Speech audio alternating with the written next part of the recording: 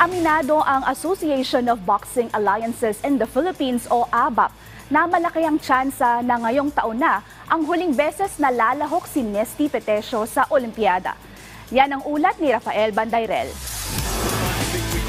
Meron ng 3 Pinoy boxers na kwalipikado sa 2024 Paris Olympics. Isa na dyan ang dekoradong national athlete na si Nesty Petesio. Ngayong taon, magkakaroon ng pagkakataon si Petesio na higitan ang kanyang performance noong Tokyo Olympics, kung saan nasungkit niya ang pilak na medalya. Ngayong Martes ng tanghali, dumalo sa pinakabagong edisyon ng PSA Forum ang mga opisyal ng Association of Boxing Alliances in the Philippines o ABAP upang talakayin ang kanilang mga plano ngayong papalapit na ang pagsapit ng Paris Olympics. Dito, inamin ni ABAP Secretary General Marcus Jarwin Manalo na maaaring ito na ang huling beses na lalahok si Nesty sa Olimpiada. Pag pagod ka, talagang feeling mo lagi last mo na di ba?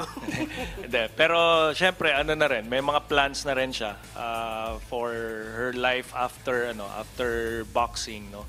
Paliwanag pa ni Manalo, malaking kawalan talaga si Petesio sa Philippine Women's Boxing Team pag dumating ang oras na magpasya siyang magretiro. Sa kabila nito, naniniwala naman si Coach Reynaldo Galido na may mga nagpapakita na ng potensyal na maaaring sumunod sa mga yapak ng Olympic silver medalist. Hirap talaga maghanap ng Nesty Petesio talaga sa ngayon sa ngayon. Medyo pa. Pero meron akong kinakonsider na rin na susunod sa kanya. Yan si Ira Biligas. Ang ganda naman ng improvement naman ni Ira. Kasunod ng unang Olympic qualifying tournament sa Busto Arsizio, Italia, lilipat naman ang atensyon ng mga Pinoy boxers sa susunod na qualifiers na idarao sa Bangkok, Thailand sa Mayo hanggang Hunyo. Rafael Bandayrel para sa Pambansang TV sa Bagong Pilipinas.